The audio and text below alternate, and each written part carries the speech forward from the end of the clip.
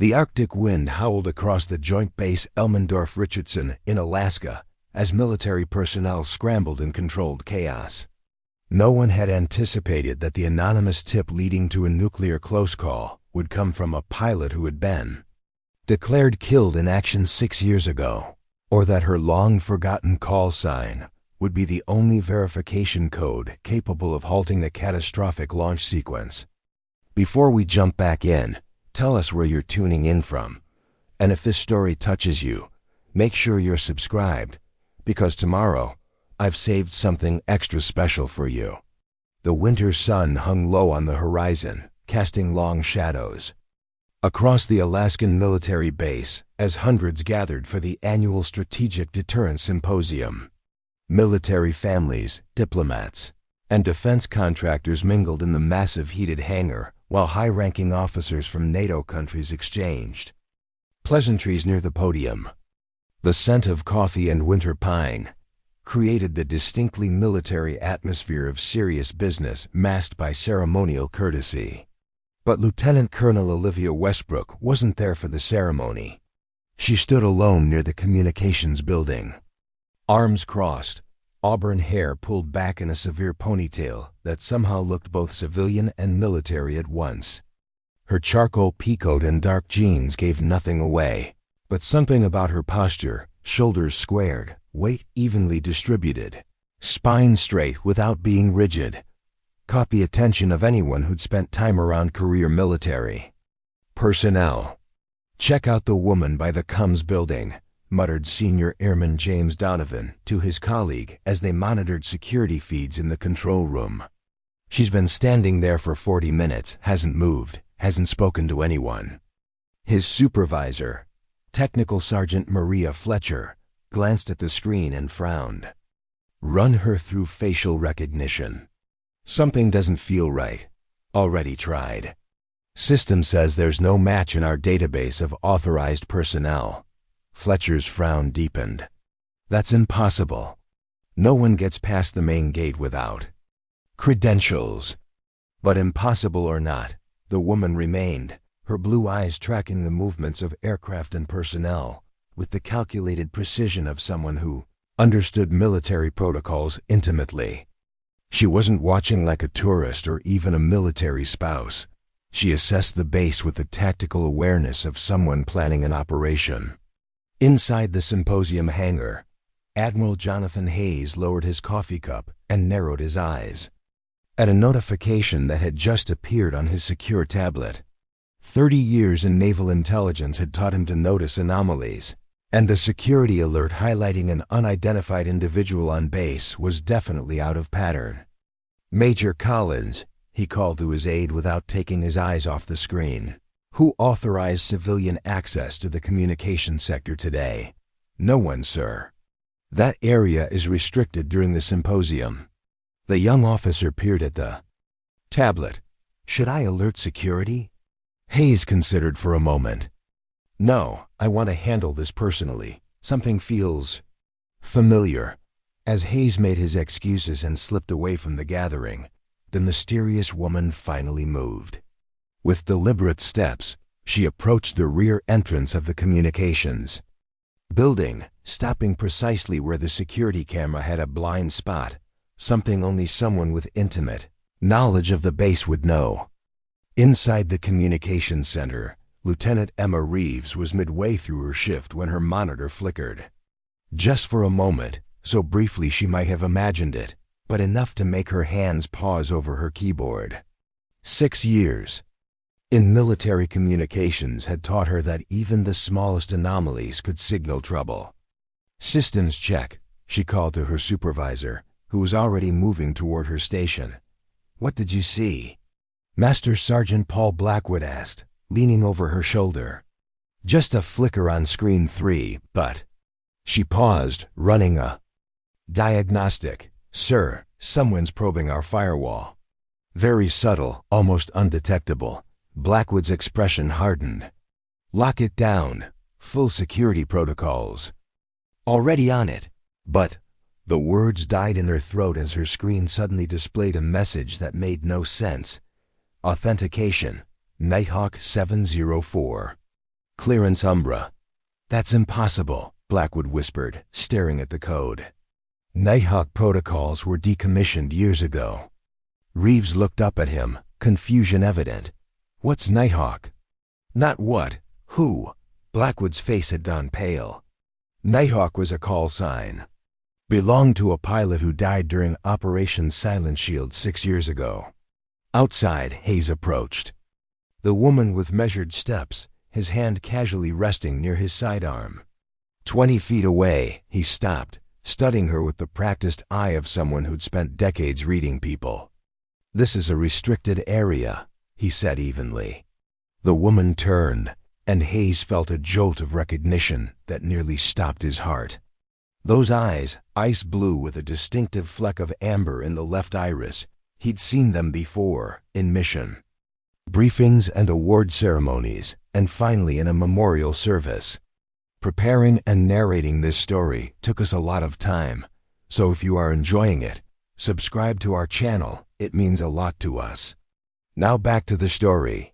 Hello, Admiral, she said, her voice carrying the slightest rasp of someone used to speaking over radio static. It's been a while. Hayes fought to keep his expression neutral, but his mind was racing through possibilities, each more unlikely than the last.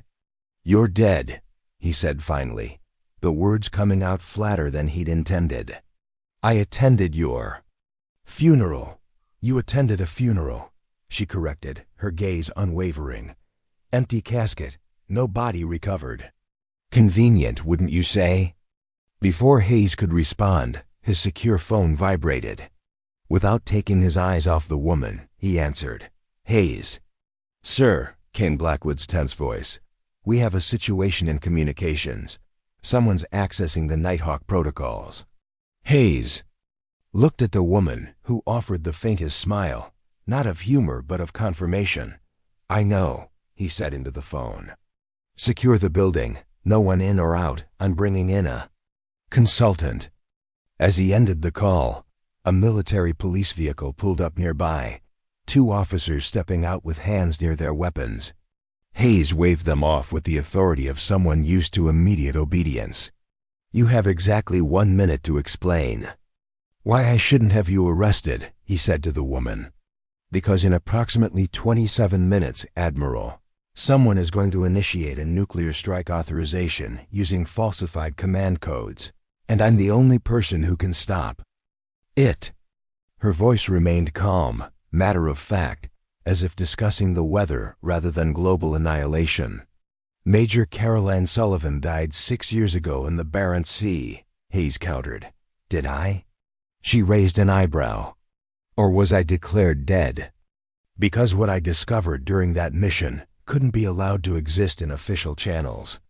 Inside the communications building, alarms were beginning to sound as systems detected unusual access patterns in the nuclear command network. What had started as a subtle probe was now triggering every security protocol in the system. Sir, Lieutenant Reeves called to Blackwood. Multiple access attempts detected at Stratcom. Someone's testing response protocols in the nuclear command chain. Blackwood leaned over her terminal, his expression grim. Can you block it? Trying, but they're using legacy pathways that our current systems don't fully recognize. Her fingers flew across the keyboard. It's like they know all our backdoors. On a monitor nearby, a satellite feed showed increased activity at a Russian Northern Fleet base, submarines moving into deeper water, mobile missile launchers deploying from their hiding places. The symposium had provided the perfect cover. Top military brass from several nuclear powers all in one location. Communications focused on the event rather than on operational security. Outside, Hayes was making a decision that could end his career or save millions of lives. If you're who you claim to be, what was the last thing I said to you before that mission? He challenged. The woman's expression softened almost imperceptibly. The darkness holds secrets, but it also holds truth. Find both, Hayes exhaled slowly. Only 2 people had heard those words, himself and a pilot he'd sent on a mission from which she never returned. Come with me, Major, he said. using a rank that officially belonged to a ghost. And God help us both if you're wrong. As they walked briskly toward the communications building, Hayes keyed his secure radio. "This is Admiral Hayes, the woman. With me has Umbra clearance. I repeat, Umbra clearance. No questions." Inside, the technicians looked up in shock as Hayes entered with the stranger. Lieutenant Reeves recovered first, returning her attention to her monitor where warning indicators were multiplying. "Situation report," Hayes demanded. "Someone's attempting to access nuclear launch protocols through multiple entry points," Reeves reported. "They're using deprecated command structures that bypass current security. Stratcom is responding, but they're struggling to isolate the intrusion." The woman, Caroline Sullivan, if she was to be believed, moved directly to an empty terminal. "Without waiting for permission, I need access, now." Blackwood looked to Hayes, who nodded once. With evident reluctance, the master sergeant entered his override codes, stepping back as Sullivan's fingers flew across the keyboard with practiced precision. "They're using the phantom pathway," she muttered, more to herself than the others. "Of course they are. It was never officially documented." On her screen, incomprehensible strings of code flashed by at dizzying speed. To the others watching, it might have been random characters, but Sullivan read them like a familiar language. "6 years ago," she said without looking up, "I was part of a classified reconnaissance mission in the Barents Sea. We were tracking unusual submarine movements, Russian boats operating outside their usual patterns." Her fingers never stopped, moving as she spoke, navigating through security protocols that shouldn't have recognized her. "What we found was worse than unauthorized patrols. We discovered evidence of a rogue element within both the Russian and American nuclear command structures, officers, working together to develop a backdoor into both countries' launch systems." Hayes's expression darkened. "That's impossible. The nuclear command chain has failsafes specifically to prevent such collusion." "Nothing's impossible with enough time and access," Sullivan countered.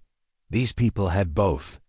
High-level officers with decades of service, positioned strategically throughout both command structures." "My God," Blackwood whispered, staring at a map that showed connection points spanning multiple countries, military installations, and government facilities. "How deep does this go?" "All the way to the top," Sullivan said grimly. "The Joint Chiefs, Russian High Command, even elements within NATO leadership."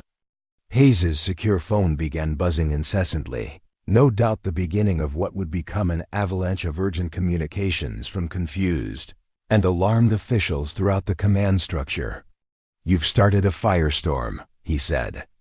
To Sullivan, not accusingly, but with the weight of someone who understood the implications.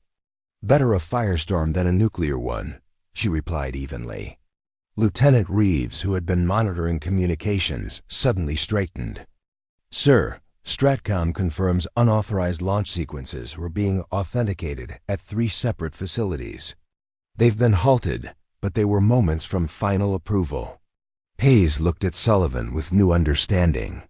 "You really did just prevent a nuclear exchange." "This was just their first attempt," Sullivan warned. "They'll try again. These people have spent decades positioning themselves. They won't give up because of one setback." Outside the communications building, security forces were assembling, responding to the base-wide alert triggered by Sullivan's actions. Through the windows they could see vehicles approaching, lights flashing. "What happens now?" Hayes asked. "You've been dead for 6 years. Officially you don't exist." Sullivan's smile held no humor. "That's about to change, Admiral. I have evidence implicating 37 high-ranking officers across 3 countries. Documents, recordings, financial transfers, everything needed to expose the entire network." She reached into her coat and removed a small device that looked like an ordinary flash drive. 6 years of hunting ghosts, it's all here." Hayes took the drive with the gravity it deserved. Coming back from the dead won't be easy. These people tried to kill you once. They'll try again. I'm counting on it, Sullivan replied. But this time, I won't be alone, and I won't be hiding. The communications center door opened, and armed security personnel entered, weapons at the ready but not raised. Behind them came a figure that made Sullivan stiffen. General Marcus Westfield, Deputy Commander of Strategic Operations, and one of the symposium's keynote speakers. Admiral Hayes, Westfield said, his voice carefully controlled. I'm told. We have a security breach. Hayes met the general's gaze steadily. Not a breach, General. A warning. Westfield's eyes shifted to Sullivan, and something flickered across his face, too brief to name but unmistakable to those watching closely. Recognition, fear. Who is this civilian? He asked, though the slight tremor in his voice suggested. He already knew. Sullivan stepped forward, standing at perfect military attention. Major Caroline Sullivan, USAF Special Reconnaissance.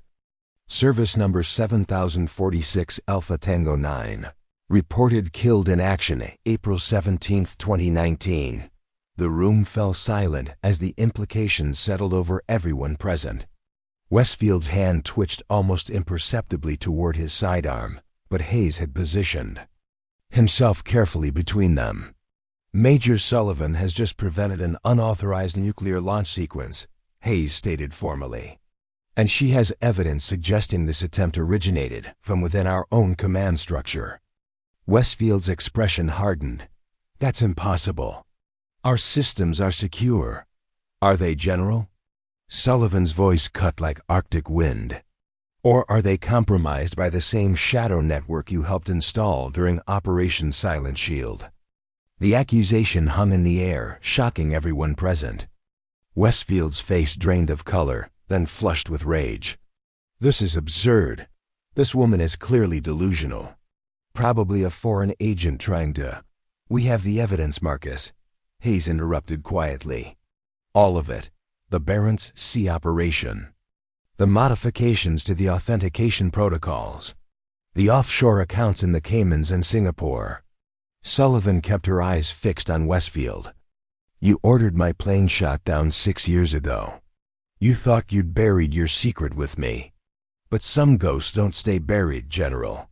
For a moment, it seemed Westfield might actually reach for his weapon, security personnel be damned. But something in Sullivan's unflinching gaze, the absolute certainty of someone who had spent years preparing for this moment, made him recalculate. You have no idea what you're interfering with, he said, his voice dropping to a dangerous whisper. This goes beyond countries, beyond politics. There are forces at work you can't possibly understand. Try me, Sullivan challenged. I've had 6 years to understand. 6 years of following every connection, every transaction, every secret meeting. I know about Project Cerberus. I know about the December contingency. I know everything, General. Westfield's composure cracked, just slightly, enough to confirm to everyone watching that Sullivan's words had substance. Hayes nodded to the security team. Take General Westfield into custody. High security protocols, no communications.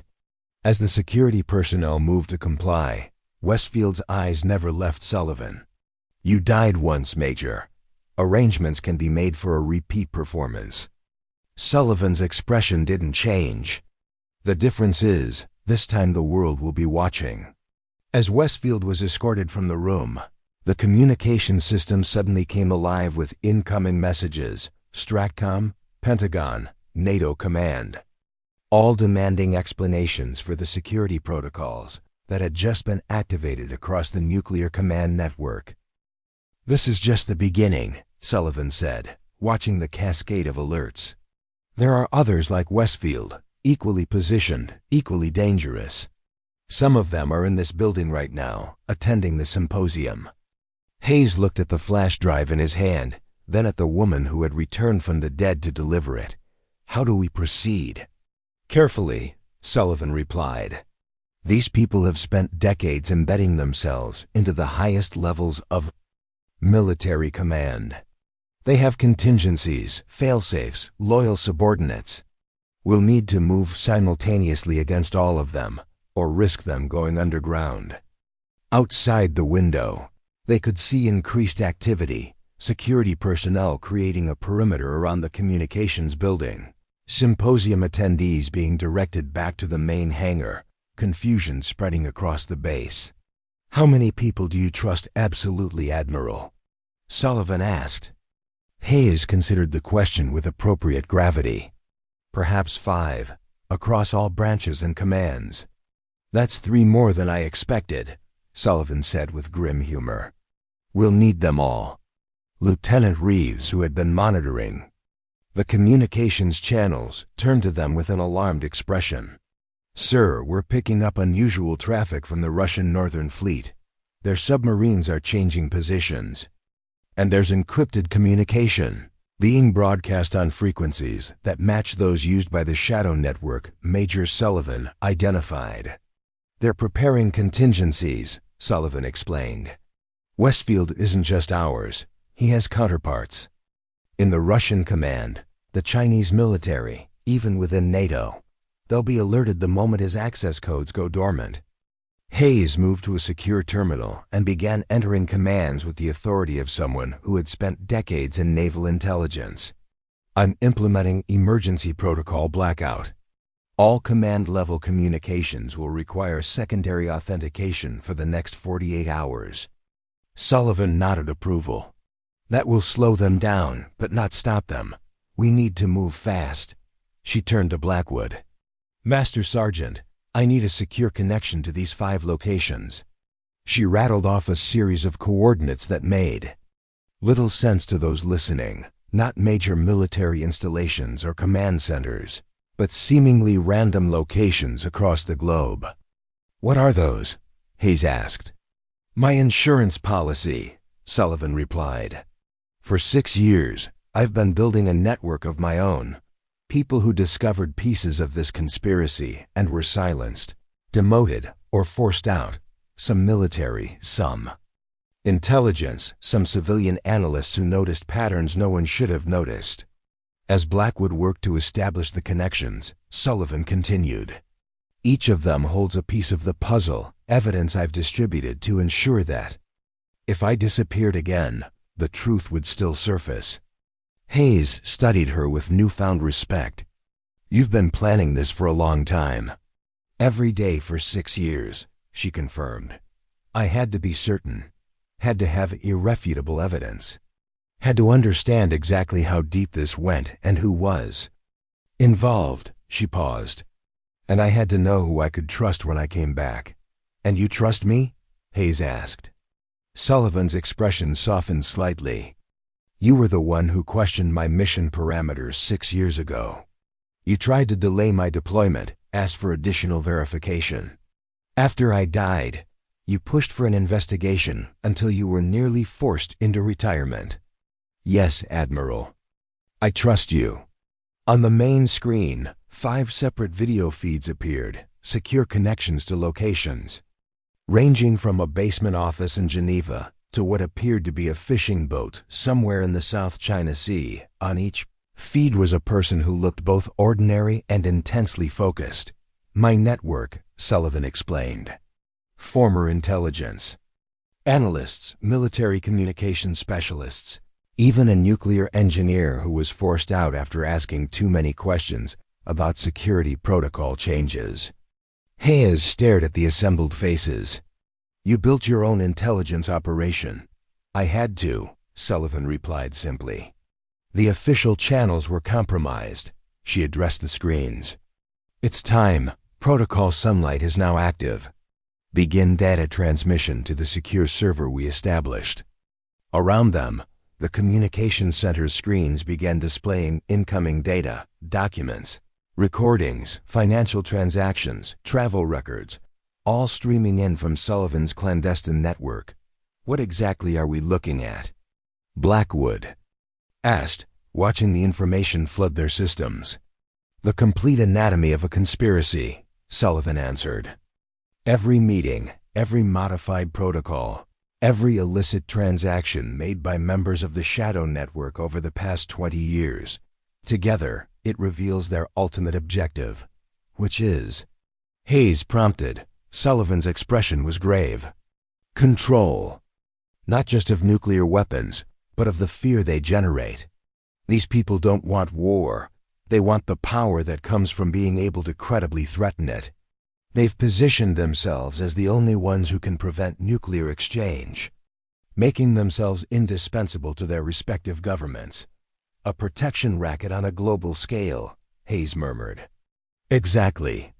And today was supposed to be their demonstration of power, a near miss. Nuclear exchange that they would heroically prevent at the last moment, cementing their influence and justifying expanded authority. Lieutenant Reeves, who had been analyzing the incoming data, looked up with an expression of shock.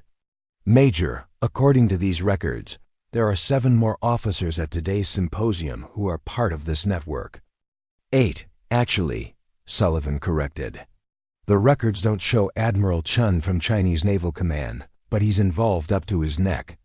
He'll be in the east section of the hangar, probably near the tactical displays. Hayes immediately began issuing secure orders to trusted security personnel, coordinating the quiet detention of the implicated officers before they could realize what was happening.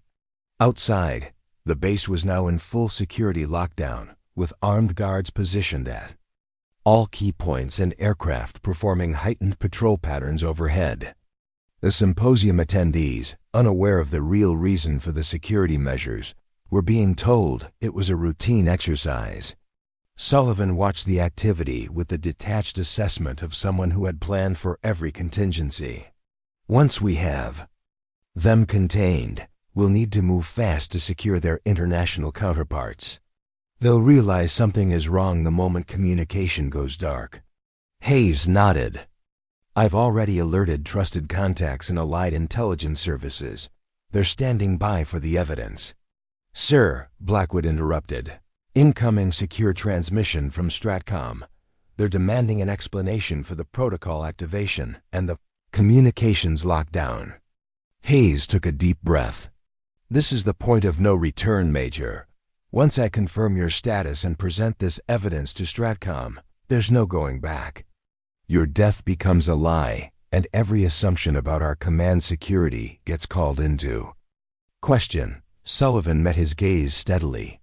With respect, Admiral, we crossed the point of no return the moment I entered this building. The only question now is whether we move forward on our terms or theirs. After a moment's consideration, Hayes nodded. Put Stratcom through on the secure line.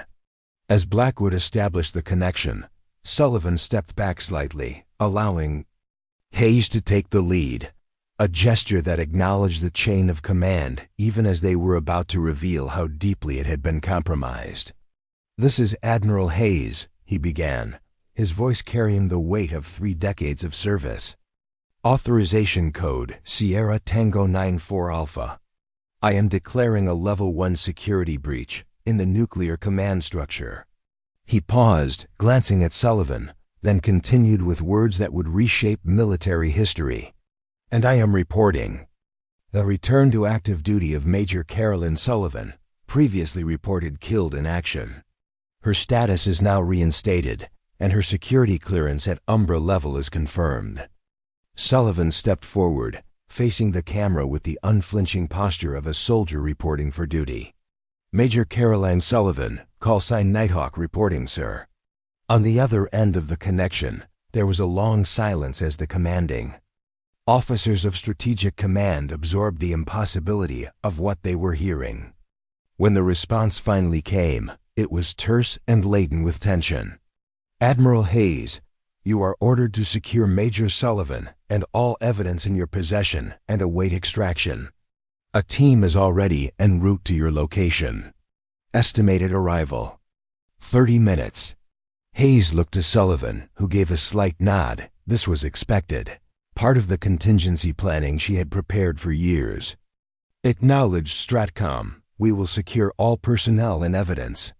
Hayes ended the transmission and turned to the others in the room. We have 30 minutes to compile and transmit everything before their team arrives. Sullivan was already moving, coordinating with her network on the screens. Initiating Protocol Lighthouse. All data to be transmitted simultaneously to 16 secure locations worldwide, including select media outlets, oversight committees, and international watchdog organizations. Blackwood looked alarmed. You're releasing classified information. To the media? Only as a failsafe, Sullivan explained. If we're detained and the evidence suppressed, deadman switches will activate, making certain portions public, enough to force an investigation without compromising critical security. Details. Hayes watched her work with a mixture of admiration and concern. You've thought of everything. I've had 6 years with nothing to do but think, Admiral. There was no humor in her smile, and to prepare for this day. As they worked to compile and secure the evidence, Lieutenant Reeves suddenly straightened at her console. Sir, we're detecting unusual access patterns in the base security system. Someone's trying to override the lockdown protocols. Sullivan moved to her side immediately. They're making their move. Westfield must have had contingencies in place. She took over the terminal, fingers flying across the keyboard as she traced the intrusion. They're good, but I'm better. 6 years of studying their methods gives me an advantage. On the security monitors, they could see a group of symposium attendees moving with suspiciously coordinated purpose toward the communications building. Military officers from various branches and countries who, according to Sullivan's evidence, were all part of the Shadow Network. Blackwood, seal all external access to this building, Hayes ordered. Sullivan, how long until your data transmission is complete? 7 minutes for full transfer, she replied without looking up from her work countering the security breach. But we have another problem. They've activated remote access to the nuclear authentication system again. They're trying to force the scenario they planned, create enough chaos to cover their tracks. Hayes moved to another terminal. Can you block it? Not entirely. Not from here. Sullivan's expression was grim. But I can redirect it, make it obvious what they're doing. Outside, they could hear the distinctive sound of helicopter rotors approaching. Either the Stratcom extraction team arriving early, or another element of the conspiracy's contingency plan. We're running out of time, Blackwood warned. Sullivan finished her work on the security systems and turned to Hayes. Admiral, there's something I haven't told you. Something I've kept back as the final insurance policy. Hayes looked at her questioningly. The night my plane went down, I wasn't just carrying evidence of the conspiracy. I had identified the key vulnerability they created in the nuclear command system, the precise path they used to insert false authentication codes. She reached into her coat and removed a small device unlike any Hayes had seen before. This is the only way to permanently close that pathway. It contains a cryptographic key that will reset the entire authentication system to original protocols, eliminating their backdoor entirely. Why didn't you use this immediately? Hayes asked. Because it can only be activated from inside a Tier 1 nuclear command center, Sullivan explained. The Stratcom team that's coming? They need to take me to their secure facility. Hayes understood immediately. You plan to be captured. This was part of your strategy all along. Sullivan nodded. The evidence we're transmitting will expose the conspiracy, but it won't fix the vulnerability they created. For that, I need to be taken to the heart of the system. The sound of the helicopters was growing louder, and on the security monitors, they could see armed personnel approaching the building from multiple directions. Sir, Reeves called out, the data transmission is complete. All packages delivered to secure locations. Sullivan turned to Hayes with the calm certainty of someone who had rehearsed this moment countless times. This is where we separate. Admiral, you need to remain here, coordinate with my network, ensure the evidence reaches the right people. And you? Hayes asked, though he already knew the answer. I'm going to finish what I started 6 years ago. She held up the cryptographic device and closed the door they left open in our nuclear security forever. Hayes studied her for a long moment, seeing not just the officer before him, but the determined ghost who had spent 6 years in the shadows, meticulously building a case while the world believed her dead. "Good luck, Nighthawk," he said finally, using her call sign with newfound respect. Sullivan straightened to attention and offered a perfect salute. "The darkness holds secrets, Admiral, but it also holds truth." "You found both," Hayes acknowledged, returning the salute. Outside, the helicopters were landing, and the building was being surrounded. The moment of truth had arrived. Sullivan took a deep breath, centering herself for what would come next. Time to step back into the light. The woman who had been declared killed in action 6 years ago was about to change the course of military history, armed with nothing but truth and the call sign that had become a final line of defense against nuclear catastrophe. The extraction team moved with military precision, surrounding the communications building with weapons drawn but not raised. When the door opened and Major Carolyn Sullivan stepped out with her hands raised, there was a moment of shocked silence. These hardened special operators had been briefed to expect a security breach, not a ghost returning from the grave. "Major Sullivan?" The team leader lowered his weapon slightly, disbelief evident in his voice. "In the flesh," she replied calmly. "I believe Stratcom is expecting me." Behind her, Admiral Hayes stood in the doorway, his authority keeping the extraction team from treating Sullivan like a hostile target. "This officer is under my direct protection. She will cooperate fully, but she's to be treated with all courtesies due her rank." The team leader hesitated only briefly before nodding. "Yes, sir. Our orders are to transport her to Stratcom headquarters immediately." As Sullivan was escorted to the waiting helicopter, Hayes called after her, "Remember your training, Major. Trust the process."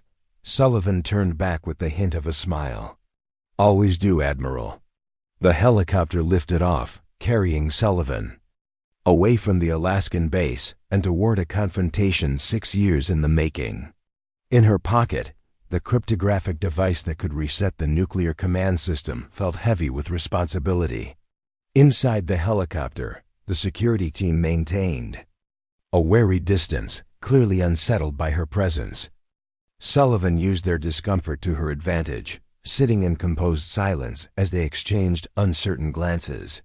"You look pretty good for a dead person," one of them finally remarked. "Clean living," Sullivan replied without humor, "and a strong motivation to stay alive." The flight to the nearest secure airfield took less than 30 minutes. From there, Sullivan was transferred to a military transport plane bound for Stratcom headquarters in Nebraska, the heart of America's nuclear command structure and the exact place she needed to be. On the flight, she was joined by an intelligence officer who introduced himself as Colonel Richard Warner. His careful neutrality told Sullivan everything she needed to know. He wasn't part of the conspiracy, but he wasn't convinced of her claims either. "I've been briefed on your situation, Major," Warner began, choosing his words with precision. "Stratcom Command is quite interested in your explanation for the security protocols you activated." Sullivan met his gaze evenly. "I'm sure they are. Just as I'm interested in explaining how a presumed dead officer managed to access those protocols in the first place." Warner studied her with professional curiosity.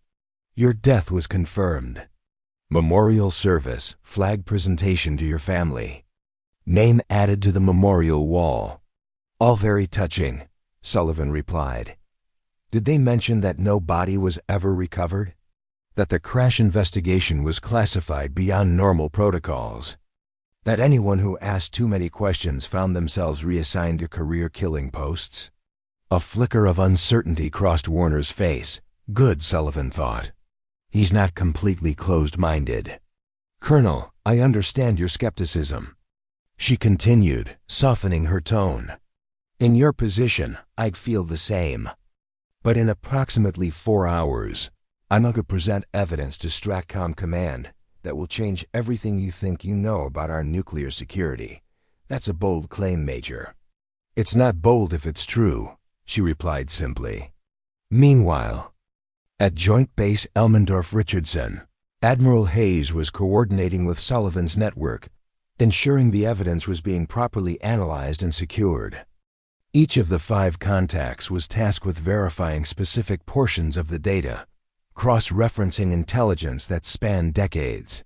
Sir, Lieutenant Reeves approached with her tablet, we've identified 3 more officers at the symposium, who appear to be connected to General Westfield's network.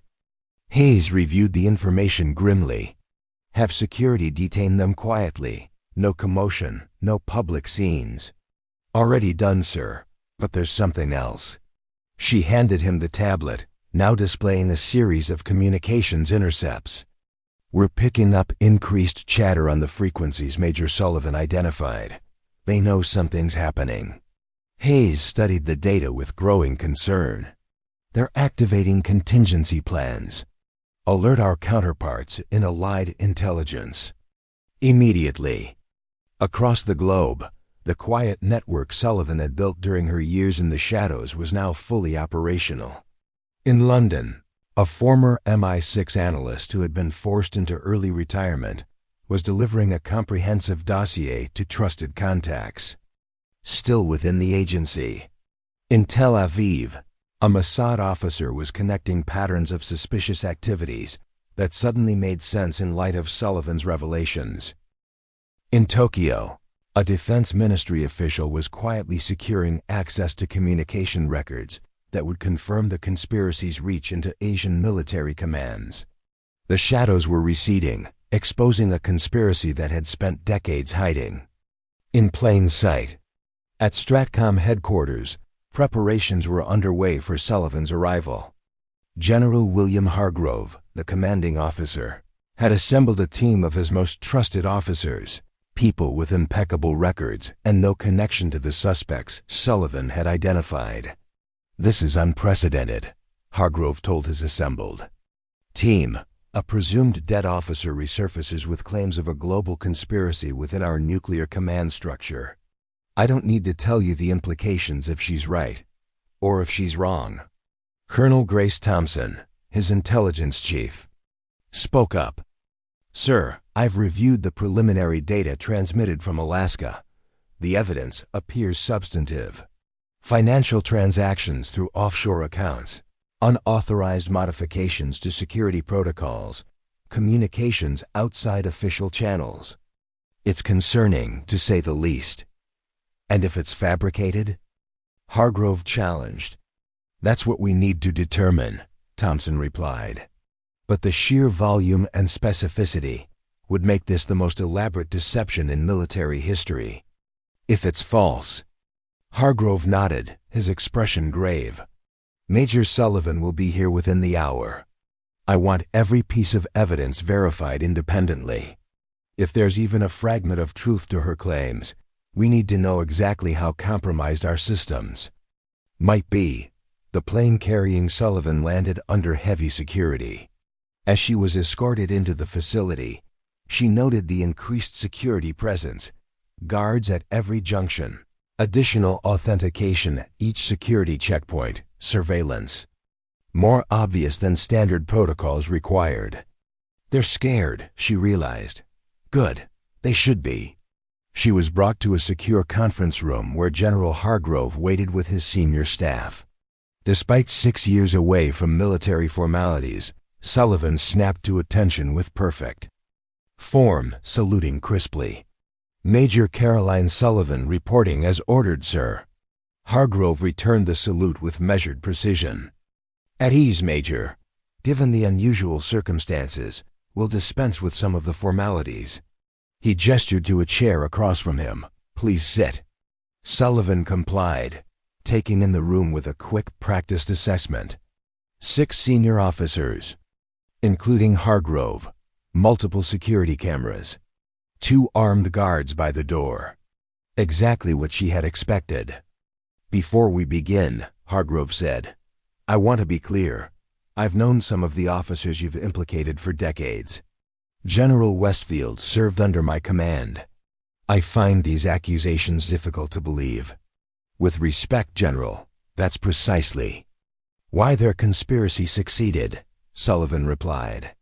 They cultivated trust, built careers on appearing beyond reproach, and used that credibility to manipulate the system from within. Colonel Thompson placed a tablet in front of Hargrove. Sir, we've verified the financial transactions, Major. Sullivan provided 3 numbered accounts in Singapore, all traced back to officers she named. Deposits correlating exactly with timeline events she described.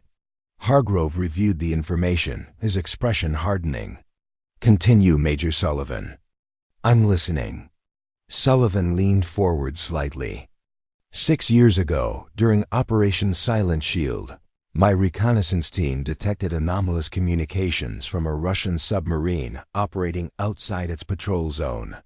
Following those communications led us to discover something no one was supposed to find: a shadow network operating within both American and Russian nuclear command structures.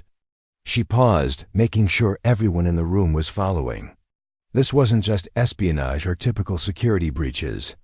This was a coordinated effort by senior officers on both sides to create backdoor access to nuclear launch systems, a capability that would give them unprecedented power. To what end? One of the other officers asked. Control, Sullivan answered simply. Not through direct authority, but through the ultimate leverage, the ability to create or prevent nuclear confrontation at will. They positioned themselves as indispensable, the only ones who could manage increasing tensions they themselves were engineering. She continued, outlining how the conspiracy had started small in the post-Cold War confusion, gradually expanding as key participants rose through the ranks, positioning loyalists at critical junctures within the command structure.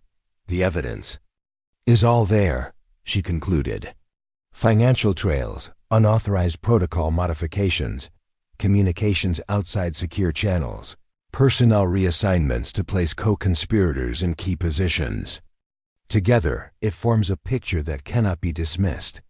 General Hargrove was silent for a long moment, processing the implications. Finally, he turned to Colonel Thompson. Your assessment?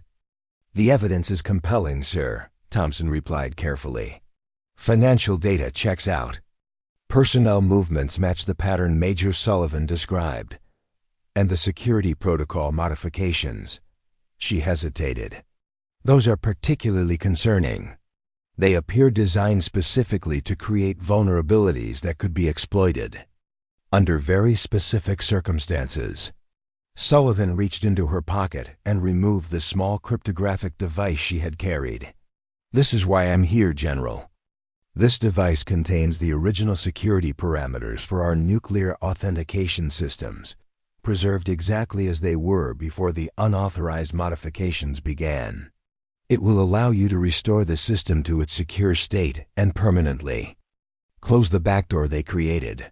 Hargrove stared at the device with undisguised skepticism. And we're supposed to simply connect an unknown device brought by an officer who was declared dead 6 years ago to our most sensitive systems? No, sir, Sullivan replied. You're supposed to verify its contents, confirm that it matches the original authentication protocols established before the compromises began, and then use it to restore system integrity. I've spent 6 years ensuring it would withstand any level of scrutiny. One of the technical officers stepped forward, examining the device without touching it. This appears to be a specialized cryptographic module, military grade, but older generation, because it contains the original protocols, Sullivan explained, before they were modified. Hargrove considered his options, clearly weighing the risks against the evidence mounting before him. Colonel Thompson, have a technical team verify this device in a completely isolated environment, full containment protocols. As Thompson left to arrange the testing, Hargrove fixed Sullivan with an assessing gaze. Now, Major, there's another matter we need to address. Your supposed death and unauthorized actions since then constitute serious violations of military protocol, regardless of your motivations. Sullivan nodded, having anticipated this. Yes, sir. I'm prepared to face any consequences for my actions once the immediate security threat is addressed. Why not come forward sooner? Another officer asked. Why wait 6 years? Because I needed absolute proof, Sullivan replied without hesitation. Coming forward with suspicions or partial evidence would have accomplished nothing against officers of their rank and standing. They would have discredited me, buried the evidence, and continued their operations without interruption. She leaned forward, her intensity palpable. I needed irrefutable proof of every aspect of their conspiracy, who was involved, how they operated, what they had planned. That took time, and I needed to be dead to gather it, to move without being detected by people who had already tried to kill me once. Outside the conference room, the Stratcom facility was operating at heightened alert. Sullivan's arrival and the preliminary evidence had triggered security protocols throughout the nuclear command structure. Authentication requirements had been temporarily increased, and communication channels were being closely monitored for any unusual activity. This vigilance proved prescient when, less than 30 minutes into Sullivan's debriefing, alarms began sounding throughout the facility. Sir, an officer burst into the conference room. We're detecting multiple unauthorized access attempts in the authentication system. Someone's trying to force their way through the security protocols. Hargrove was on his feet immediately. Source? Multiple points of origin, sir. Some appear to be coming from within our own network. Sullivan stood as well, her expression grim but unsurprised. They know I'm here. They're trying to execute their contingency plan before we can lock them out. What exactly are they attempting? Hargrove demanded.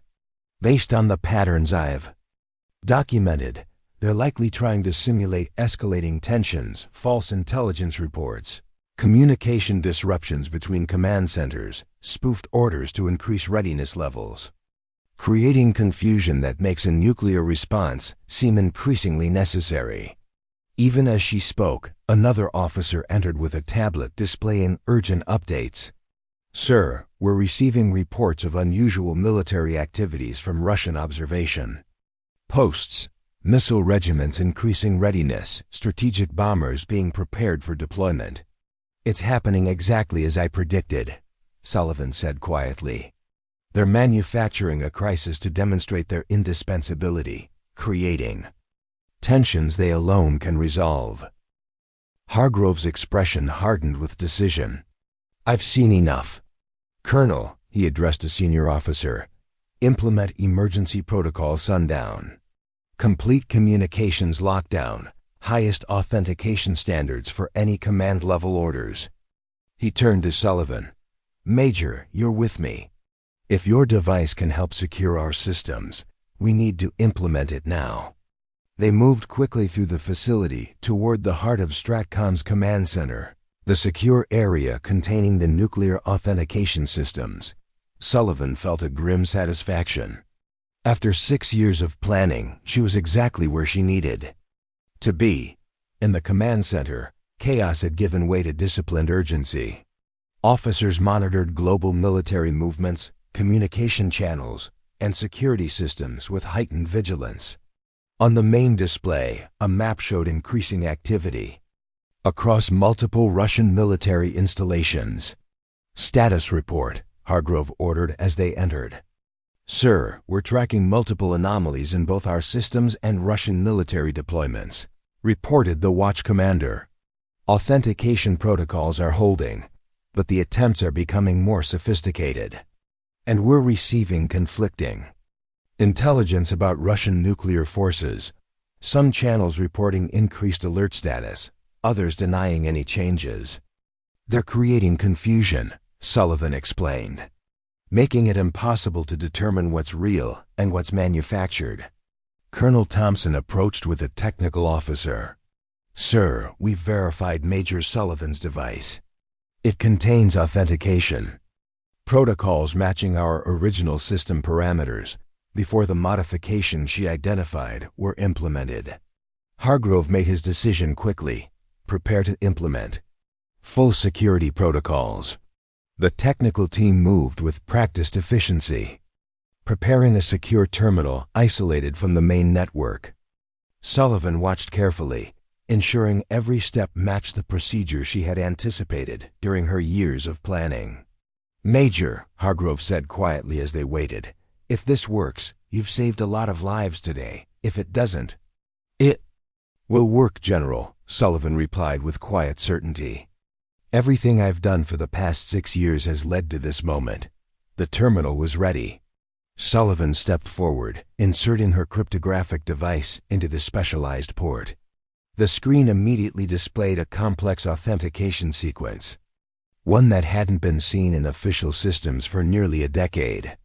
"Original protocols recognized," the technical officer confirmed. "System is requesting command authorization to proceed with reset." Hargrove stepped forward, entering his authorization code with the gravity the moment demanded. "Proceed." Sullivan entered the final command sequence, a string of characters that represented the culmination of her 6-year mission. On the screen, progress indicators showed the system methodically replacing corrupted protocols with the original secure versions. "Authentication pathway restore at 20%, the technician reported. 30%, 40%. As the system restoration continued, the main displays showed something remarkable beginning to happen. The anomalous activities in Russian deployments were resolving, communications channels clearing of interference, false intelligence reports being flagged and corrected automatically. "They're losing control," Sullivan observed with satisfaction. "The backdoors they relied on are being closed one by one. 60%, 70%. On another screen, secure communications from Allied intelligence services began reporting the detention of officers Sullivan had identified. Key members of the conspiracy being quietly removed from their posts in coordinated operations across multiple countries. 80%, 90%. Sullivan watched the progress bar with an intensity born of 6 years in the shadows. 6 years of meticulous planning. 6 years of living as a ghost to expose a truth too dangerous to be buried. "Restoration complete," the technician finally announced. "Original authentication protocols successfully reinstated. All unauthorized modifications have been removed from the system." Around the command center, the tension visibly eased as indicators returned to normal status. The manufactured crisis was dissolving as quickly as it had been created, its architects losing their grip on the levers of power they had so carefully positioned. Hargrove turned to Sullivan, genuine respect in his expression. "It appears we owe you a debt, Major." "I was just doing my duty, sir," she replied simply. "The same duty I swore to when I received my commission, to protect and defend, regardless of the cost." In the hours that followed, the full extent of Sullivan's evidence was verified and confirmed. 17 high-ranking officers across the U.S. military were taken into custody. Allied nations reported similar actions against co-conspirators in their commands. The shadow network that had operated with impunity for decades was being dismantled. Piece by piece, Sullivan watched from a small office she'd been provided within the Stratcom facility. After years of isolation, of living outside the system she had sworn to protect, the transition back to structure and hierarchy felt strange yet familiar, like returning to a childhood home both changed and unchanged by time. A knock at her door preceded Colonel Thompson's entrance. "Major Sullivan, General Hargrove would like to see you." Sullivan followed Thompson back to the conference room, where Hargrove waited with several officers she hadn't met before. Their insignia identified them as representing the Joint Chiefs of Staff, the highest levels of military command. "Major Sullivan," Hargrove began formally, "these officers have reviewed your evidence and the actions taken today. They have some questions for you." One of the Joint Chiefs stepped forward.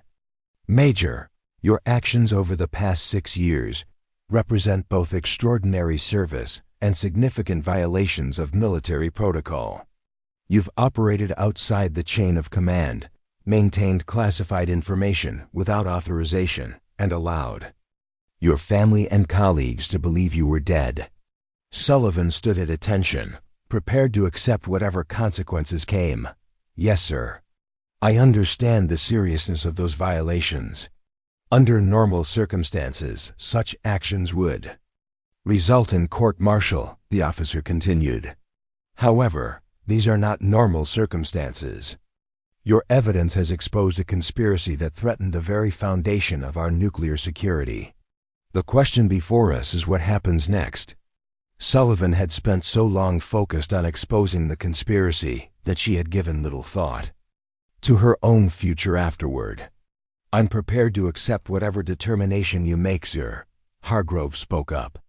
Major Sullivan's actions, while unorthodox, have demonstrated the highest levels of dedication to duty and country. The intelligence community has verified her evidence as authentic and comprehensive. In my assessment, she represents exactly the kind of officer we need, one willing to risk everything for the principles we're sworn to uphold. The Joint Chiefs exchanged glances, and Sullivan realized a decision had already been made before she entered the room. Major Sullivan, the senior officer said, in recognition of your extraordinary service, you are hereby promoted to the rank of Lieutenant Colonel, effective immediately. Furthermore, you are being assigned to lead a new task force specifically created to identify and address vulnerabilities in our command structures. Sullivan struggled to maintain her composure in the face of this unexpected turn. Sir, Thank you, sir. Don't thank us yet, Colonel, Hargrove said with the hint of a smile. You've created quite a mess that now needs cleaning up. Your first assignment will be helping us understand exactly how deep this conspiracy went and ensuring every trace of it is eliminated. Yes, sir, Sullivan replied, a new sense of purpose replacing the single-minded focus that had driven her for so long. I'm ready to begin immediately.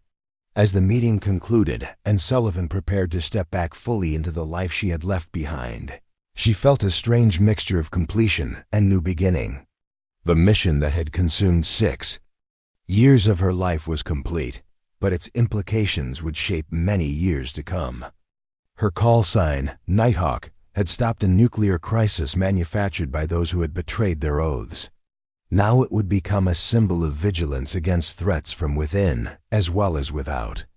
The woman who had been declared KIA was fully alive again, ready to serve with the hard-won wisdom that only comes from walking through fire and emerging stronger on the other side.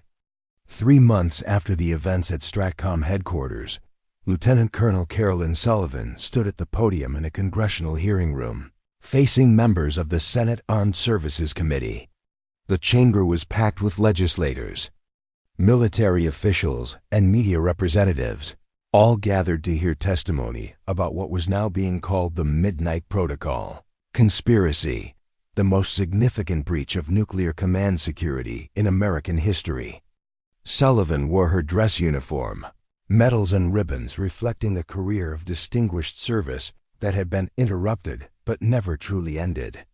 The newest addition, the Distinguished Service Cross awarded for her actions in exposing the conspiracy, gleamed under the harsh lights. Colonel Sullivan, began Senator Eleanor Marsh, the committee chair, your written testimony details a conspiracy of extraordinary scope and duration. For the record, could you explain how such a breach could remain undetected for so long? Sullivan leaned slightly toward the microphone. Senator, the conspiracy succeeded precisely because of its patience and positioning. The participants didn't seek dramatic actions or immediate results.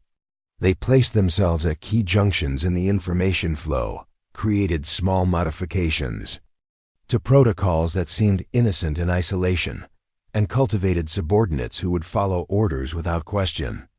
And yet you detected it, another senator observed.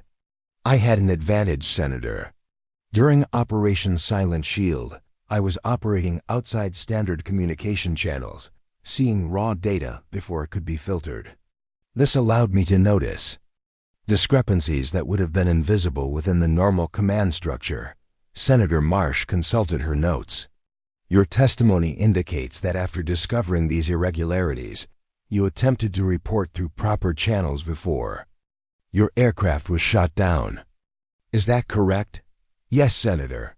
I filed a preliminary report with my commanding officer, Admiral Hayes, before a full investigation could begin. My reconnaissance aircraft suffered what appeared to be a catastrophic system failure over the failure Barents Sea. But it wasn't a failure, Senator Marsh prompted. No, ma'am. Forensic analysis of the flight data I preserved shows targeted electromagnetic interference consistent with a directed attack on my aircraft systems. Someone with access to highly classified electronic warfare capabilities attempted to ensure I wouldn't return from that mission. The room fell silent as the implications settled over the assembly. An American aircraft deliberately targeted by American weapons to silence an American officer. The betrayal was nearly incomprehensible. How did you survive? Asked Senator Richard Calloway, a former Marine officer. For the first time, Sullivan's composed demeanor showed a hint of emotion, not fear or anger, but a quiet pride in her training and determination. My aircraft was equipped with experimental countermeasures, designed to maintain minimal function during electronic attacks. I was able to maintain enough control to ditch in the Barents Sea. From there, I activated my survival gear and made it to the Norwegian coast, where I had to make the most difficult decision of my career. She paused, ensuring everyone understood the gravity of what followed. I realized that whoever had tried to kill me would have the resources and authority to finish the job if they knew I had survived. The only way to expose the conspiracy was to let them believe they had succeeded, to become a ghost who could move undetected through the shadows they had created. For 6 years, Senator Marsh said, your family believed you were dead. Your colleagues mourned you. Couldn't you have confided in someone? Sullivan's expression was resolute. With respect, Senator, the conspiracy included officers at the highest levels of military command. I couldn't know who to trust. Any communication could have exposed me before I had gathered sufficient evidence. And your family? Senator Calloway pressed. For the first time, Sullivan's composure wavered slightly. That was the hardest part, Senator. Knowing they were suffering while I was alive. I can never fully make amends for that pain, though I've tried to explain my reasons.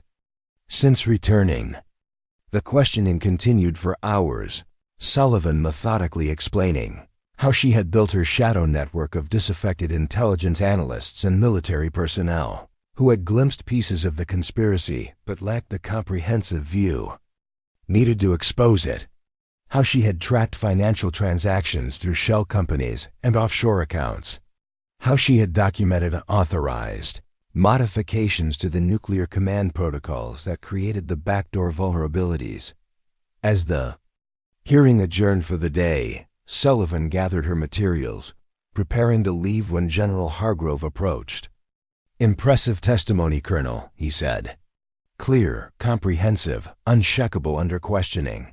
Thank you, sir. I've had 6 years to prepare for this moment. Hargrove nodded toward the exit. Walk with me. Outside the hearing room, away from the cameras and microphones, Hargrove spoke more candidly. The task force you're leading has identified 37 officers potentially involved in the conspiracy. 17 have been detained, but the others remain at large. They've gone to ground, Sullivan acknowledged, using escape protocols they established years ago. Which is why I'm here, Hargrove said, handing her a secure tablet. We've located General Westfield. Sullivan's focus sharpened instantly.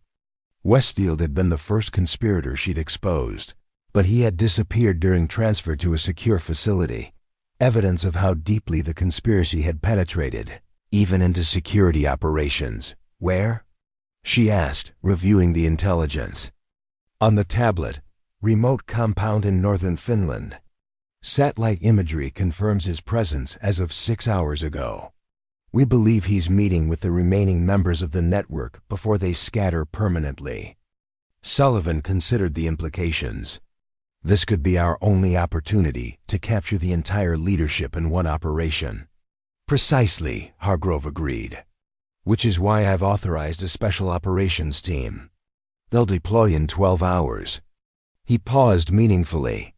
I thought you might want to be involved, given your history with Westfield. Sullivan met his gaze. Is that an official request, sir?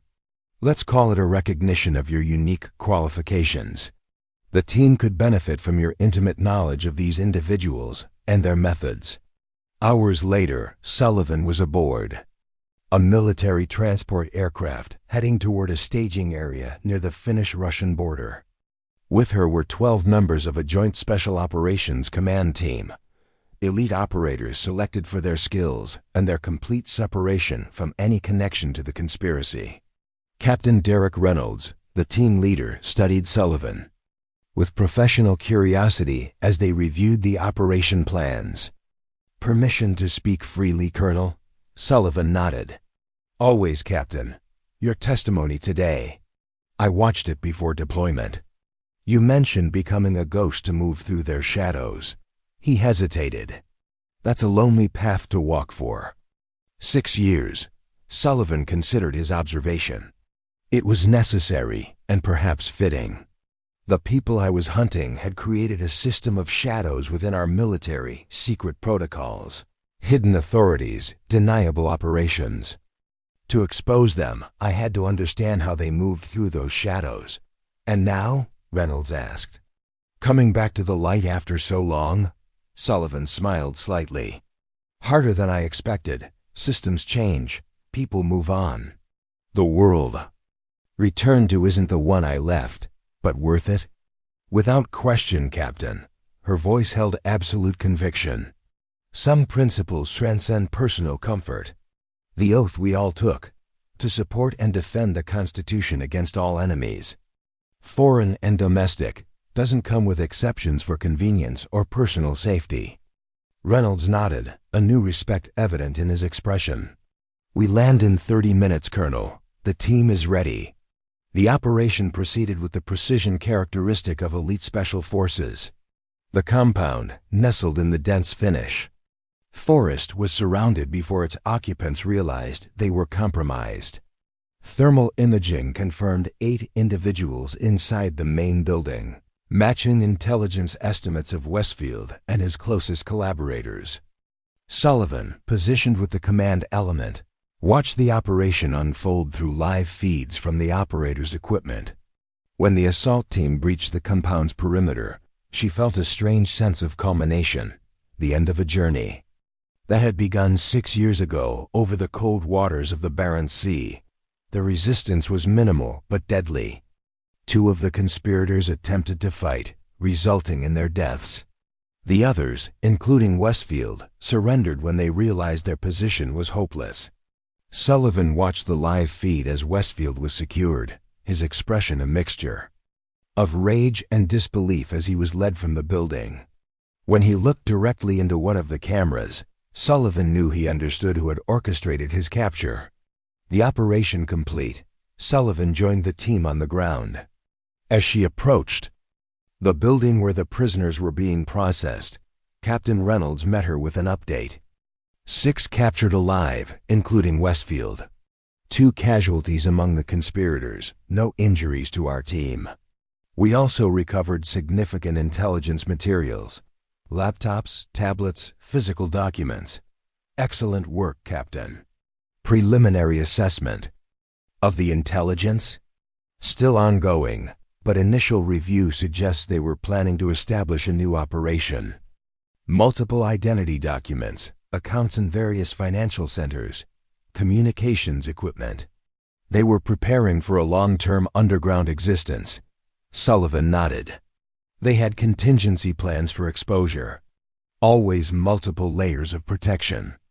She entered the secure room where Westfield was being held. The former general looked smaller somehow, his authority stripped away, left with only the bitter core of his betrayal. When he saw Sullivan, his eyes narrowed with undisguised hatred. "I should have made sure you were dead," he said flatly. "Yes," Sullivan agreed without emotion. "That was your first mistake." "You have no idea what you've done," Westfield continued. "The system we created was necessary. A fail-safe in a world of increasing instability. A fail-safe that put unprecedented power in the hands of people who had betrayed their oaths," Sullivan countered. "You didn't create security, General. You created leverage for yourselves." Westfield leaned forward, his voice dropping to ensure only Sullivan could hear. "We were the only ones with the courage to see the truth, that the official channels, the political oversight, the public accountability, they're all illusions that prevent necessary action." Sullivan studied him with clinical detachment. "That's how it always begins, isn't it? The belief that you alone see the truth.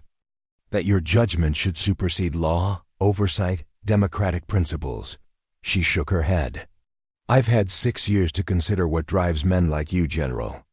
It isn't patriotism or security. It's the intoxication of power without accountability." She stood to leave, having seen what she needed to see, not a mastermind, but a man who had lost his way so gradually he never noticed crossing the line from service to betrayal. "You'll spend the rest of your life in a military prison, General Westfield. Every action you took, every decision you made, every principle you violated will be exposed and examined. That's the accountability you sought to escape." As she turned to go, Westfield called after her. "They'll call you a hero, Sullivan. But someday you'll face the same choice we did, between what's lawful and what's necessary. What will you do then?" Sullivan paused at the door. "Follow my oath, General. The same one you betrayed. The principles we serve are greater than any individual judgment, including mine." The return journey gave Sullivan time to reflect. The capture of Westfield and the remaining conspiracy leadership marked the effective end of the immediate threat. But the work of rebuilding trust and security within the nuclear command structure was just beginning. When their aircraft landed at Andrews Air Force Base, Sullivan was surprised to find Admiral Hayes waiting on the tarmac. As she descended the stairs, he saluted with formal precision. "Mission accomplished, Colonel?" "Yes, sir." "Westfield and 5 others in custody. Intelligence materials secured." Hayes nodded, satisfaction evident in his expression. "There's someone else here to see you." He stepped aside, revealing a woman in her early 60s with Sullivan's same ice blue eyes, her mother, whom she hadn't seen since before her death 6 years ago. Despite their emotional reunion when Sullivan first returned, there remained a distance born of years of grief and absence. Sullivan approached hesitantly. "Mom, I didn't expect." Catherine Sullivan reached for her daughter's hand. "I watched your testimony today. For the first time, I think I truly understood why you had to do what you did." The simple acceptance in those words affected Sullivan more deeply than any official recognition or commendation. The personal cost of her mission, the pain caused to those she loved, had been her heaviest burden. "I never wanted to cause you that pain," Sullivan said quietly. "I know that now," her mother replied. "And I'm proud of you, Carolyn. So proud of your courage and your principles." Later that evening, in a secure briefing room at the Pentagon, Sullivan presented her after-action report to a joint task force of military and intelligence officials. The capture of Westfield and his associates had yielded valuable intelligence about the full scope of the conspiracy, including previously unknown international connections. "Based on materials recovered from the Finland operation, we've identified financial networks in 7 countries supporting the conspiracy's operations," Sullivan explained, displaying complex diagrams on the briefing room screens. "These include dormant resources they intended to activate after going underground." General Hargrove, who co-chaired the task force, studied the information with a professional eye. Your assessment of remaining threats, Colonel? The primary leadership has been neutralized, but we're still identifying lower-level facilitators within various command structures. The conspiracy operated on a cell basis, compartmentalized knowledge to protect the whole. Some of these facilitators may not even realize they were part of something larger. Recommendations? Asked CIA Deputy Director Patricia Lowenthal. Continue systematic review of all personnel with access to nuclear command systems. Implement the enhanced verification protocols developed by my task force. And most importantly, restore the oversight mechanisms that were deliberately weakened to allow this conspiracy to flourish. After the briefing, Hargrove asked Sullivan to remain behind. When the room had cleared, he spoke with unusual candor. The Joint Chiefs have been discussing your future, Colonel. Your unique experience and the respect you've earned throughout this process make you valuable in ways few officers could match. Sullivan waited, sensing there was more. We're establishing a new division within Strategic Command, specifically focused on internal security and verification of our most sensitive systems. The kind of checks that might have caught this conspiracy decades ago, if they'd existed. Sounds necessary, sir. It is. And we want you to lead it. Hargrove slid a folder across the table. Full colonel's rank, direct reporting line to the Joint Chiefs, authority to implement the lessons learned from this entire episode. Sullivan opened the folder, reviewing the detailed proposal with careful attention. This is significant, sir. A fundamental restructuring of how we approach command security. Yes, it is. And it needs someone who understands both the technical vulnerabilities and the human factors that allowed this conspiracy to take root. Someone who demonstrated extraordinary moral courage when faced with seemingly impossible choices. Sullivan closed the folder, considering the opportunity. After 6 years operating in the shadows, the prospect of building something new, safeguards to prevent future betrayals, held profound appeal. I'd be honored, sir. But I have one condition. Hargrove raised an eyebrow. Which is complete transparency. This new division can't operate in shadows or rely on compartmentalized information. The very principles that allowed the conspiracy to flourish. Agreed, Hargrove said without hesitation. That's precisely why we want you for this role, Colonel. You understand that security doesn't come from secrecy alone, but from integrity and accountability. 2 weeks later, Sullivan stood in the newly established offices of the Strategic Integrity Division at STRATCOM headquarters. Around her, a hand-picked team of intelligence analysts, security specialists, and technical experts were setting up workstations and secure systems. Captain Reynolds, who had led the Finland operation, had accepted her offer to join the division as operations chief. He approached with a tablet displaying the division's first formal briefing materials. Ready for the initial all-hands, Colonel. Sullivan nodded, taking a moment to appreciate the significance of the moment. From a presumed dead officer operating outside all official channels, she had come full circle to establishing new safeguards within the very system she had once fled. As her team assembled, Sullivan took her place at the front of the room. These men and women represented the best of military and intelligence service, chosen not just for their skills but for their demonstrated commitment to the principles that had been betrayed by the conspiracy. 6 months ago, I was officially dead, she began, immediately capturing their attention. Operating outside the system because the system itself had been compromised. Today, we begin the work of ensuring no one ever faces that choice again. She activated the main display, showing the division's newly approved mission statement to safeguard the integrity of strategic command systems through rigorous verification, transparent oversight, and unwavering commitment to constitutional principles. The conspiracy we uncovered thrived in darkness, Sullivan continued. It exploited gaps in oversight, created deliberate blind spots in our security protocols, and relied on the compartmentalization of information to hide its true scope. Our mission is to bring light to those dark corners. She moved through the briefing with practiced efficiency, outlining the division's authority, resources, and initial priorities. As she concluded, she took a moment to address the deeper purpose behind their work. Each of you was selected not just for your technical abilities or service record, but for something more fundamental, your demonstrated commitment to the principles that define our service. The oath we all took isn't just to follow orders or maintain security clearances. It's to support and defend the Constitution against all enemies, foreign and domestic. Sullivan looked around the room, meeting the eyes of each team member.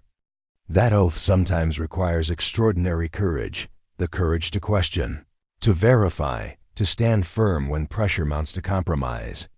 The courage to recognize that our ultimate loyalty isn't to any individual, any administration, or any momentary definition of necessity, but to the enduring principles that define who we are as a nation and as a service.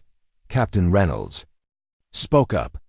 Colonel, some have suggested that your actions, operating outside the chain of command for 6 years, set a dangerous precedent. How do you respond to that concern? Sullivan nodded, acknowledging the legitimacy of the question. It's a valid concern, Captain. And in an ideal world, no officer should ever face the choice I did. The systems we're building now are designed precisely to ensure that proper channels remain trustworthy, that the next officer who discovers evidence of wrongdoing can report through established procedures with confidence. She paused, considering how to articulate the deeper principle at stake. But there's a more fundamental truth we must all recognize. Our ultimate responsibility isn't to systems or procedures, but to the constitutional principles we swore to defend. If we ever find ourselves in a position where following orders means betraying those principles, our path should be clear. The room was silent, everyone present understanding the weight of what she was saying. Not a call to disregard authority, but a reminder that legitimate authority itself derived from adherence to deeper principles. Our call signs aren't just tactical identifiers, Sullivan concluded. They represent who we are at our core, the values we embody, the trust placed in us. 6 years ago, my call sign was erased from active duty rosters, presumed lost along with my life. But it remained alive in the systems it was designed to protect, waiting for the moment when truth needed to surface. She looked around the room, at the team that would help rebuild trust in systems that had been betrayed. That's our mission now, to ensure that the principles our call signs represent are never again compromised from within. To be the guardians not just of systems and protocols, but of the integrity that gives them meaning. As the briefing concluded and her team dispersed to their assignments, Sullivan took a moment to reflect on the journey that had brought her here. From the cold waters of the Barents Sea to the heart of Stratcom, from a ghost operating in shadows to the leader of a new approach to security, a path she could never have imagined when she first discovered evidence of the conspiracy. Her call sign, Nighthawk, had indeed stopped a nuclear strike. But more importantly, it had become a symbol of something larger, the unwavering commitment to truth and integrity that formed the bedrock of genuine security.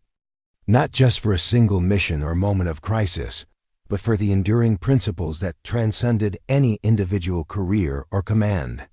2 years after the establishment of the Strategic Integrity Division, Colonel Carolyn Sullivan stood at the edge of Arlington National Cemetery, watching as workers carefully removed a headstone, her headstone. The simple marker that had commemorated her supposed death was being taken away, the final step in officially restoring her to the living. Strange feeling? Asked Admiral Hayes, who stood beside her in the crisp autumn morning. Surreal, Sullivan admitted, watching them erase the physical evidence of a death that never happened. The cemetery was quiet at this early hour, mist still clinging to the ground between the rows of white markers. In the distance, An honor guard was preparing for a morning funeral, life and death continuing their eternal cycle in this sacred ground. What will they do with it? Sullivan asked, nodding toward the headstone now being loaded onto a small maintenance vehicle. Standard procedure is to destroy it, Hayes replied. Though in your unique case, the Smithsonian has actually requested it for a future exhibit on national security history. Sullivan raised an eyebrow. I'm not sure how I feel about becoming a museum piece while still on active duty, Hayes chuckled. Get used to it, Colonel. The woman who came back from the dead to save the nuclear command structure has earned her place in history. They walked together through the cemetery morning, sunlight beginning to burn away the mist. Sullivan's gaze lingered on the markers they passed, generations of service members who had kept their oaths in ways large and small, recognized and unrecognized. The trial begins next week, Hayes said, changing the subject to the more pressing matter that had brought them together. Sullivan nodded. I'll be ready. The military tribunal for General Westfield and his co-conspirators represented the largest prosecution of high-ranking officers since the end of World War II. The proceedings would be partially classified due to the sensitive nature of the evidence, but enough would be public to ensure accountability and transparency. Westfield's defense team is claiming he acted under legitimate authority, Hayes informed her. That there was a classified presidential finding authorizing the Shadow Protocol. Sullivan shook her head. We've verified every presidential directive related to nuclear command for the past 30 years.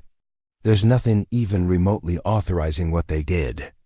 I know that, and you know that, but they're playing to lingering doubts about black operations and presidential authorities, creating confusion about what might exist in classifications above what's been revealed. They reached the cemetery's edge where Hayes's car waited. Before getting in, the Admiral turned to Sullivan with unusual seriousness. You should know there's been discussion about offering plea deals to some of the lower-level conspirators in exchange for testimony. Sullivan's expression hardened. Concerning which aspects? Primarily the international connections. We still don't have complete clarity on how deeply this network penetrated Allied commands, particularly in NATO countries. Sullivan considered this with the strategic assessment that had become her hallmark. I understand the value of those insights, but any deals need to include full disclosure and meaningful consequences. This can't be swept under the rug for convenience or diplomatic comfort. Hayes nodded. I've made that position clear to the prosecution team. No one walks away clean from this, regardless of what they offer in return. As Hayes departed for the Pentagon, Sullivan remained for a moment, looking back at the vast field of white markers stretching across the gentle hills. Somewhere among them, workers were filling in the empty space where her headstone had stood, erasing the physical manifestation of a death that had given her the freedom to uncover the truth.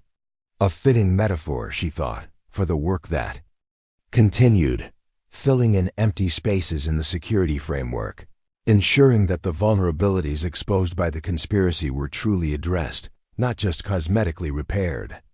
Later that day, Sullivan arrived at the Strategic Integrity Division's headquarters for a scheduled briefing on their latest findings. 2 years of systematic investigation had expanded their understanding of how deeply the conspiracy had penetrated military and intelligence structures, revealing patterns that might have gone undetected for decades more. Captain Reynolds, now promoted to major, greeted her with his usual efficiency. Teams assembled in the main conference room, Colonel. We've completed the analysis of the Finnish intelligence materials. The conference room contained Sullivan's core team, 15 specialists representing military, intelligence, and technical disciplines. On the main screen was a complex diagram showing connections between various officers, access points, and security modifications spanning more than 2 decades. Ladies and gentlemen, Sullivan began, where do we stand? Lieutenant Commander Sophia Chun, their intelligence analysis chief, took the lead. We've identified 3 previously unknown access points in the nuclear authentication system, Colonel. Subtle modifications implemented during scheduled upgrades between 2008 and 2015, each one creating a potential vulnerability that could be exploited under specific circumstances. Nature of the vulnerabilities? Similar to those you initially discovered, but more sophisticated. They wouldn't appear as unauthorized access. They'd register as legitimate commands coming through alternative, but technically valid channels. Sullivan studied the technical specifications with practiced understanding. Have these been closed? Yes, ma'am. Working with Stratcom technical teams, we've implemented patches and verification protocols that eliminate these vulnerabilities. More importantly, we've established continuous monitoring specifically looking for similar modifications in future updates. Sullivan nodded her approval. The technical fixes are essential, but equally important is understanding how these modifications were approved and implemented without detection. Lieutenant Garcia, what have we learned about the procedural failures? First Lieutenant Maria Garcia, their procedural analysis specialist, activated a different display showing approval chains and oversight mechanisms. The key insight, Colonel, is that they exploited transitional periods, changes in administration, shifts in congressional oversight committees, rotations of key personnel.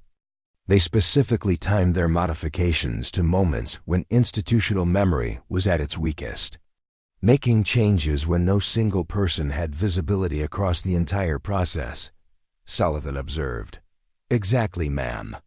They also created false documentation retroactively justifying the changes, paperwork that appeared legitimate, but referenced security directives that didn't actually exist or had been modified from their original content. This pattern reinforced Sullivan's core philosophy for the division, that technical security could never be separated from human and procedural integrity. The most sophisticated systems remained vulnerable to manipulation by those who understood not just the technology, but the bureaucratic processes that governed it. Major Reynolds, update on personnel reviews? Reynolds stepped forward. We've completed comprehensive assessments of all officers with Level 4 access or above to nuclear command systems. 97% have been cleared of any connection to the conspiracy. The remaining 3% show concerning patterns requiring further investigation. Numbers? Sullivan asked. 38 officers currently serving, Reynolds reported. None appear to be active conspirators, but they may have unwittingly facilitated aspects of the scheme through their actions or approvals. Sullivan considered this information carefully. These were officers whose careers might be tainted by association without evidence of knowing participation, a delicate balance between security and fairness. Proceed with the investigations, but with appropriate discretion, she directed. I want clear distinctions between knowing participants, unwitting facilitators, and those who simply worked alongside the conspirators without involvement. The briefing continued for another hour, covering international aspects of the investigation, technological improvements to verification systems, and preparations for the upcoming tribunal. As it concluded, Sullivan asked her senior staff to remain behind. When the room had cleared, except for Reynolds, Chun, and Garcia, Sullivan activated enhanced security protocols for the room, measures that ensured absolute privacy for their discussion. There's a sensitive development I need to share with you, she began. The Finnish intelligence materials included encrypted communications that we've only recently been able to access. They suggest Westfield and his core group believed they were acting under the authority of something called Directive Omega, allegedly a deep black presidential finding authorizing the creation of their shadow network. Reynolds frowned. But you told Admiral Hayes no such directive exists. Based on our verification of all known presidential directives, that's correct, Sullivan confirmed. But Westfield clearly believed it existed, or at least represented to his co-conspirators that it did. Lieutenant Commander Chun leaned forward. Are we considering the possibility of a directive so classified it wasn't included in the records we've accessed? Sullivan shook her head. I've personally reviewed every level of presidential directives related to nuclear command, including those accessible only to a handful of individuals with Umbra-level clearance. There's no Directive Omega. Then what did Westfield believe? He was operating under? Garcia asked. That's what I need you to determine, Sullivan replied. Quietly, with absolute discretion. If Westfield fabricated this directive to give legitimacy to the conspiracy, that's significant for the prosecution. If he genuinely believed such authority existed, we need to understand why. This additional layer of investigation represented the meticulous thoroughness that had become Sullivan's trademark, leaving no assumption unexamined, no claim unverified, regardless of how established the narrative might seem. Time frame? Reynolds asked. The tribunal begins next week. Anything you can establish before Westfield takes the stand would be valuable. As her team departed with their new assignment, Sullivan remained in the conference room, reviewing the complex web of connections they had mapped over the past 2 years. The conspiracy had been even more extensive than she initially believed, with tentacles reaching into multiple countries and command structures. Yet for all its complexity, the fundamental betrayal remained simple. Officers who had placed their judgment above their oath, who had created shadow systems beyond accountability, who had convinced themselves that the ends justified the means. The week before the tribunal began, Sullivan received an unexpected request. General Westfield wanted to speak with her privately. After consultation with the prosecution team, arrangements were made for a meeting at the secure military facility, where Westfield was being held pending trial. Sullivan arrived to find Westfield greatly changed from the commanding presence she had confronted 2 years earlier. Confinement had aged him, the arrogance replaced by a weariness that couldn't be entirely attributed to his circumstances. Colonel Sullivan, he acknowledged as she entered the sparse interview room, thank you for coming. Sullivan took a seat across from him, maintaining professional detachment. You requested this meeting, General. I'm listening. Westfield studied her for a moment. You know, I've had 2 years to think about you, the officer we tried to eliminate, who instead eliminated everything we built. I didn't eliminate it, General. I exposed it. The system itself determined it needed to be dismantled. He waved away the distinction. Semantics. The point is, I've come to a certain respect for your persistence, your principles. Which is why I wanted to speak with you directly before the proceedings begin. Sullivan waited, knowing from experience that people in Westfield's position rarely came to the point directly. There are aspects of this situation that go beyond what you've discovered, he finally continued. Contexts that might not be apparent from documentation alone, such as Directive Omega. Sullivan suggested, watching his reaction carefully. The slight widening of his eyes confirmed her suspicion. He hadn't expected her to know about that reference. So you found those communications, he said. Yes, Directive Omega, the actual foundation for everything we did. General, we've verified every presidential directive related to nuclear command. Directive Omega doesn't exist. Westfield leaned forward, not in any official record, no. But it was conveyed to certain officers, myself included, through secure, non-documented channels. A contingency authorization activated during a specific period of heightened international tension. Sullivan maintained her composure, though this claim warranted serious consideration. When exactly was this directive supposedly issued, and by whom? 2007. Transmitted directly from the National Security Advisor to a select group of officers across strategic command structures. The timing aligned with a period of significant reorganization within nuclear command, precisely the kind of transitional vulnerability the conspiracy had repeatedly exploited. And the content of this directive? Sullivan pressed. Authorization to establish secure, independent verification channels for nuclear authentication, systems outside, standard protocols that could serve as backup validation in case primary systems were compromised. Sullivan considered this claim against everything she knew about presidential authorities and nuclear command procedures. That would violate multiple statutory requirements for congressional oversight, which is precisely why it wasn't documented in conventional channels, Westfield countered. It was a necessary response to intelligence suggesting potential insider threats to the command structure. The irony wasn't lost on Sullivan. A directive supposedly created to protect against insider threats becoming the justification for the very threat it claimed to address. If such a directive existed, General, why not present this defense immediately upon your arrest? Why wait until the eve of your tribunal? Westfield's expression hardened. Because the directive itself was verbally conveyed with explicit instructions never to acknowledge its existence unless absolutely necessary.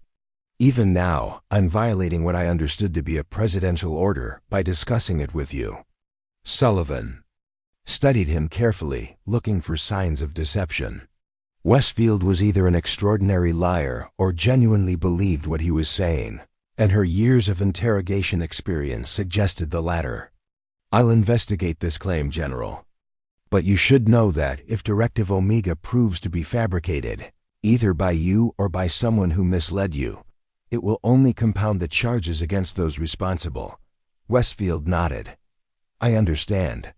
But I believe you'll find there's more to this situation than a simple conspiracy of rogue officers. The truth, as you've already discovered, is rarely as clear-cut as we might wish. Following this unsettling conversation, Sullivan assembled her core team for an emergency session. If Westfield's claim had any validity, it would fundamentally alter their understanding of the conspiracy's origins. I need everything we can find on National Security Council activities in 2007, specifically any communication between the National Security Advisor and Strategic Command leadership, she instructed.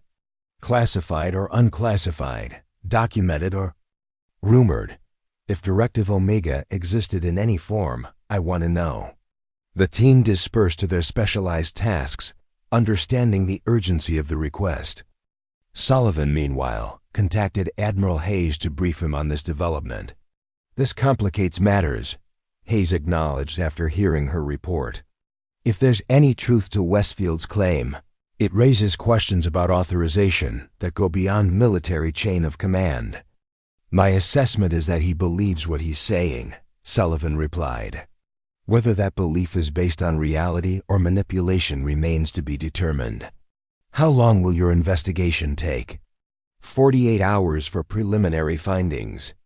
The challenge is proving a negative, confirming that something didn't exist when the records themselves might have been deliberately kept off official channels.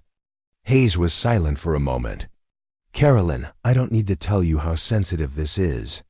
If there's any suggestion of presidential authorization, however informal or inappropriate, it changes the narrative, Sullivan finished for him. From a military conspiracy to a policy directive that evolved beyond its intended scope. Exactly. Proceed with absolute discretion. Report directly to me with whatever you find. The next 48 hours were among the most intense of Sullivan's career since her return from the dead.